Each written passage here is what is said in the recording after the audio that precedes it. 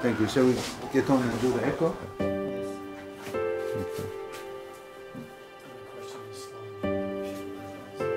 I think he is a very strong candidate for Aswan. I think as soon as you can get him, because this kid cannot wait.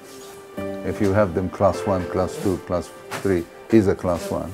He could become hemiplegic any minute, and then everything is lost almost.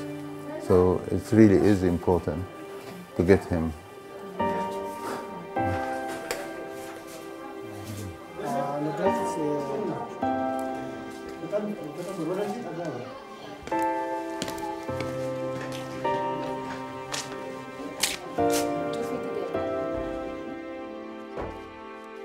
Rheumatic heart disease kills, and it kills the young, less dramatically than something like measles, which kills a child relatively quickly. This is a long and rather unpleasant disability.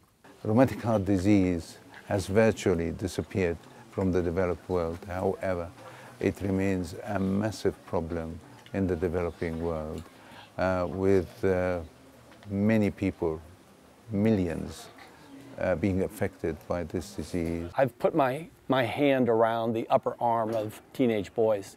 The ravages are just hard to imagine when you see these young children, and it's why it's such a compelling disease. And it is, again, something that the developed world just doesn't see. It's not like my friend had this. This is a problem of this rural community, of all of Africa. So rheumatic heart disease is a complex disease. Put simply, it starts off as a sore throat in childhood caused by a bacterium called a streptococcus. Now, a very small proportion of people with this type of sore throat go on to develop a condition called rheumatic fever.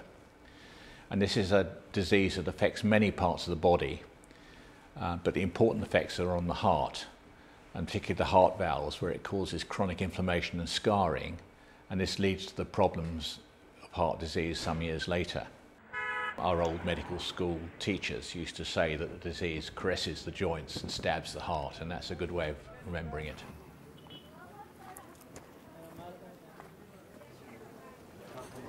Is it seated height? Is it more so than? Yeah. So we think he's been affected by rheumatic, but not severe enough to qualify as rheumatic affection. But that's the very important group where we want to follow and see what happens to them, particularly if we give them penicillin, because sometimes even if you give prophylactic penicillin, it does progress. So there are many unknowns we want to find out. Abdi is one of the boys we picked up this morning as having early rheumatic heart disease, and we don't know how this will progress. It's very likely that he will develop disease later on in childhood and may develop serious disease in adulthood. The problem here is we have such a gap in our knowledge about research in this disease, and we need to know why Abdi has developed this, why his siblings haven't, and what we can do about it. We have the potential tools to treat this. We have penicillin, but we've no idea how to use penicillin in a community like this. It's an incredibly remote place. We're miles from any towns or cities. When severe symptoms develop, the only real answer is cardiac surgery. Unfortunately, there are huge numbers of people in Ethiopia waiting for this, and the chance of him getting it is very small indeed.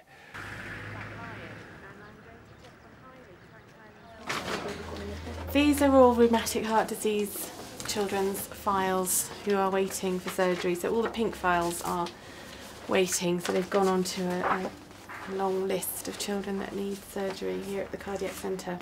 But as you can see, it's well beyond the scope of the daily activity that gets done at the cardiac centre. So we're... Do you keep track of the patients and how they're doing? When I'm calling the children to have surgery, to call them to make them ready for surgery, for screening, half of them, they are saying died. So that's really sad.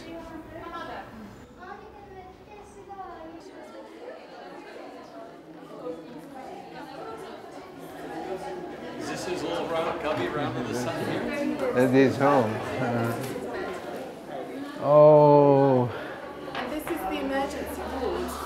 This is And that's where he stays all the time. This is where he lives. This is all his stuff in the world. Normally, impossible to keep a patient in a hospital. But this was a very lovely boy.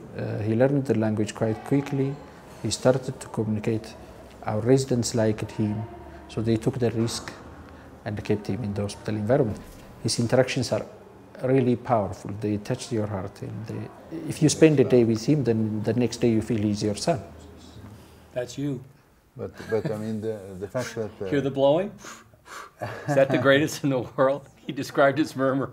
Haile is, obviously has very advanced rheumatic heart disease. Without surgery in the relatively near future, Haile has no future. He's going to almost certainly die.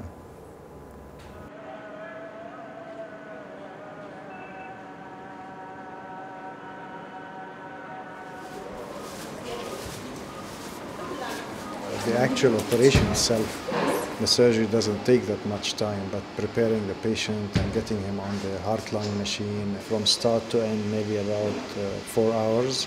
As any surgery, there's sometimes a little bit of bleeding, the lung is not yet expanded, risk of infection, but there's a big team inside the intensive care unit that receives the child from the surgical team. And this is the tricuspid valve, which is leaking. And so we have to do something for both valves. To treat a child like Haile suffering from rheumatic heart disease at an advanced level where his heart valves have been virtually annihilated, it costs approximately $10,000 per open heart surgery for rheumatic heart disease. This cost is completely unfathomable for the families of the children. There are millions of Haile who are in need of help. The estimates of burden of disease is that 80% of people who need help do not get it. So only 20% are privileged enough to get it. And this is untenable. You cannot go on neglecting 80% of the population of the world who need help. Penicillin has been the mainstay of prevention for many years, and we're fortunate because the bug that causes this has remained sensitive to penicillin. There are two types of prevention, primary and secondary. Secondary is when you've developed the disease already, and what you do is somebody who's had rheumatic fever, you give them monthly injections of penicillin, and this is known to prevent the onset of heart disease. Primary prevention is to try and stop people who have these common childhood sore throats from developing rheumatic fever, and requires distributing penicillin and encouraging people to give it to children with sore throats. I think it's a very, very difficult option. The search for primary prevention, stopping it completely, like with smallpox, can only happen with one thing: development of a polyvalent, a vaccine, which can be given all over the world, and you vaccinate all babies and do not get the rheumatogenic type of Streptococcus A infection. I mean, the trouble about this disease is that a lot of the research stopped 30, 40 years ago because it was disappearing from the West.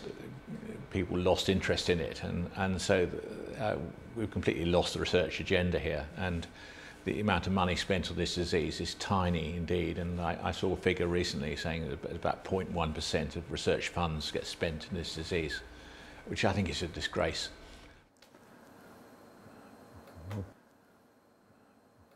To be able to provide a vaccine would be excellent, absolutely excellent. And other streptococci, meningococci, pneumococci have got their vaccines.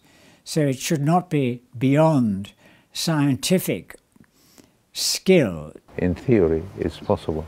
It has not been done. You could say, why hasn't it been done? Because it's affecting poor people? Maybe, but a lot of us, like you see, are concerned with the health of poor people, and we should not ignore the health of underprivileged people. This has to stop.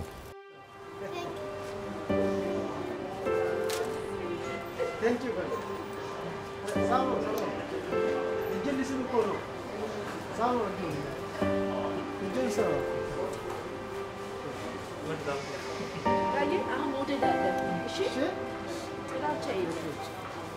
Thank you.